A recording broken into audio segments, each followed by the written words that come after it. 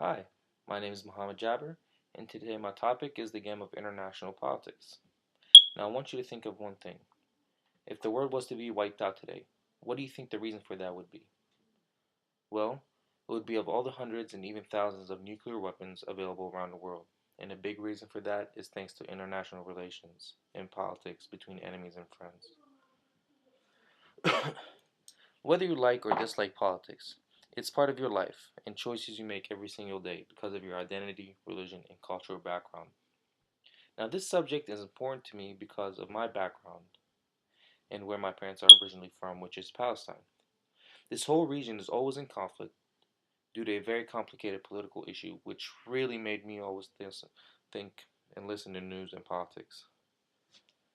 First, I'll discuss why international politics and relations is an important subject to understand and learn. Second, I'll discuss one of the most important concepts of international politics, which is power and balance of power. And finally, I'll discuss some of the situations of how these important concepts come into play. Now, what makes international relations and politics important in our everyday lives?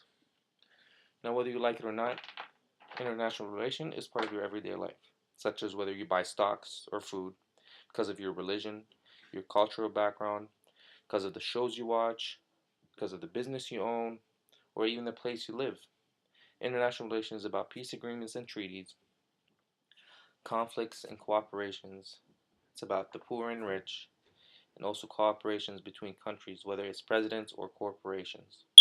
It can vary from many things, such as immigration, economy, global concerns such as global warming. There are many aspects to international relations. Now that I've discussed the definition of international relations and how it affects our everyday lives, I will now discuss the most important concept of international relation, which is power and balance of power. Now, the concept of power is the base study of international politics. If we were to define power, it would be in terms of influencing major nations in the world to advance the purpose of a nation against the opposition or another nation. It is also the influence and even control over world events and global affairs. It is also an international diplomacy in which each nation uses or threatens to use military or economic power to further its own interest.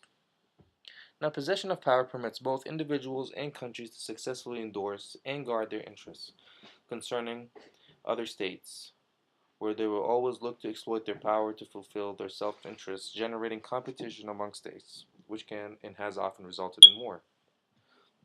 Now, let's talk about the term balance of power. For the realist, a balance of power is the condition to establish stability and peace. Balance of power requires nations possessing relatively equal military, financial, and political influence and liberty of action. Since every nation has comparable powers, none has the power to successfully control the others. This reduces the likelihood of violence and disagreements as there is a lot to risk in engaging in a war with a state that is equal in power. Now that we have learned about power and balance of power, I'll discuss the different situations in which power and the balance of power come into play. A prime example of power is the Gaza Strip, which is in Palestine, where the Israeli government, which is a more powerful state, imposes its military might against Palestinians in Palestine, which is a weaker state. Due to Israeli power backed by the US and the UN, causes their interest to be heard on a world stage. However, Palestine is portrayed as a terrorist nation since they don't possess the same interests as the West.